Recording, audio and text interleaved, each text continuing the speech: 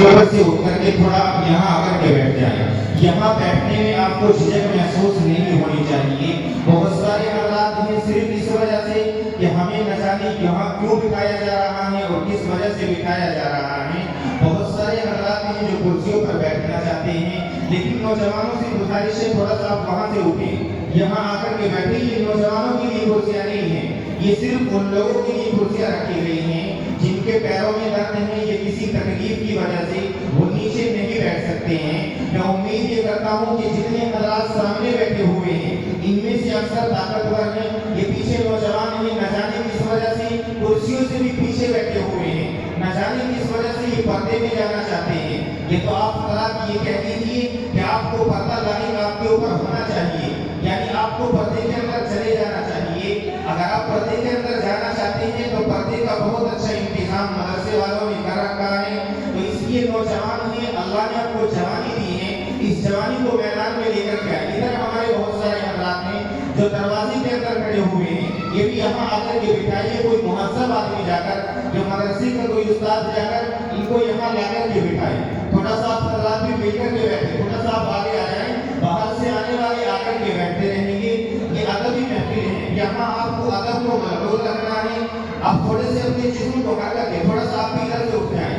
یہ الگ بات نہیں کہ خاموش کھڑے رہتے ہیں. چار بہت خوبصورت مثالیں آپ کو دوں گا. تھوڑا سا آپ بھی نوجوان جو ہمارے بزرگ حضرات ہیں جو آپ کرسی پر سے اٹھ کر کے نیچے بیٹھ گئے ہیں، تھوڑا سا اور آگے چل کر کے آ جائے. تھوڑا سا ایک ماحول بن جائے گا. تھوڑا سا مل کر کے اگر بیٹھیں گے یہ خلا بیچ میں سے پورا ہوتا ہوا نظر آئے گا. تھوڑا سا آپ حضرات اٹھ جائیں. یہ نہ جانے کس وجہ سے اٹھنا نہیں چاہتے ہیں. تھوڑا سا آپ حضرات اگر بات کو مانتے ہوئے چلیں گے تو انشاءاللہ اس اجلاس کے اندر ایک زینت نظر آئے گی. ورنہ اگر یہی ماحول رہا، نوجوان ہیں سامنے جا جا کر کے بیٹھ رہے ہیں. سب سے پہلی بات تو یہ ہے کہ اجلاس کے اندر اس طریقے سے کرسیوں کا انتظام نہیں ہونا چاہیے کہ کچھ کرسیاں رکھی گئی ہیں اور کچھ میٹ بچھا دی گئی ہیں، کیونکہ یہاں آنے والے سب برابر ہیں. یہاں آنے والا ہر ایک مہمان ہے. آپ یہاں ہمارے مہمان ہیں. کہ اسی طریقے سے یہ سمجھ لیجیے کہ ہم آپ کے مہمان ہیں. اگر آپ یہ سمجھتے ہیں کہ ہم آپ کے مہمان ہیں تو آپ کو ہماری باتوں کو ماننا پڑے گا، کیونکہ آپ کے لیے لازم ہے کہ آپ پھر ہماری باتوں کو مان کر کے چلیں. خیر میں چار مثالیں آپ تک پہنچا رہا ہوں کہ یہ الگ بات ہے کہ خاموش کھڑے رہتے ہیں.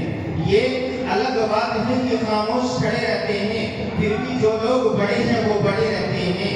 اور ایسے اسلاف سے ملتا ہے ہمارا شجرا جن کے جوتوں میں کئی تاج پڑے رہتے ہیں. آپ حضرات تو ایسے اصحاب کے ماننے والے ہیں، لیکن اب میں یہ چاہتا ہوں کہ سب سے پہلے اس اجلاس کی دلیل اور سب سے اہم رکن یعنی آپ سب تمام سامعین و شرکائے اجلاس کا حضور استقبال اور تہہ دل سے خیر مقدم کرتے ہیں کہ آپ نے یقین آپ نے قدم رنجا فرما کر اس چمن کی رونق بڑھا دی ہے. یہ خوشخبری بھی آپ کو دیتا چلوں گا کہ خدا کو وہی لوگ پائے ہوئے ہیں، خدا کو وہی لوگ پائے ہوئے ہیں محمد سے جو دل لگائے ہوئے ہیں. اور ہمیشہ خدا ان کو آباد رکھے جو آقا کی محفل میں آئے ہوئے ہیں. اب آپ سے یہی گزارش ہے کہ آپ کو اس پروگرام کو جم کر کے سننا ہے اور مل کر کے بیٹھنا ہے. اگر آپ یہاں مل کر کے بیٹھے رہیں گے آپ کو یہ عہد و پیمان بھی کرنا ہے کہ انشاءاللہ آپ یہ پروگرام آخر تک سنیں گے اور جب تک یہ پروگرام چلتا رہے گا آپ اس اجلاس کے اندر اسی طریقے سے تشریف فرما رہیں گے. ورنہ تنہا انسان میدان میں کھڑا ہوا کچھ بھی نہیں کر سکتا ہے. شاعر خود یہی کہنے پر مجبور ہے کہ فرد قائد رب ملت سے ہے تنہا کچھ نہیں.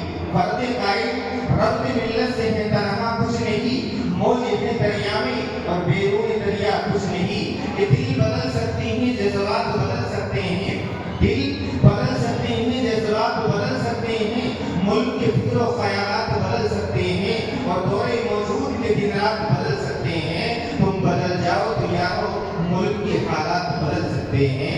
اب آئیے حضرات تھوڑا سا میں یہ بھی دیکھنا چاہوں گا کہ کتنے حضرات ہیں جو اپنے چہرے کے شاعر کا استقبال کرنا چاہتے ہیں. تھوڑا سا نعرہ لگا کر کے اپنے زندہ دلی کا ثبوت بھی دیجیے گا. نعرہ تکبیر. بہت سارے حضرات میں بیٹھے تو کرسیوں پر ہیں لیکن اتحادی نہیں اٹھ رہے ہیں. نعرہ تکبیر. آپ کو اسی زندہ دلی کے ساتھ سننا ہے.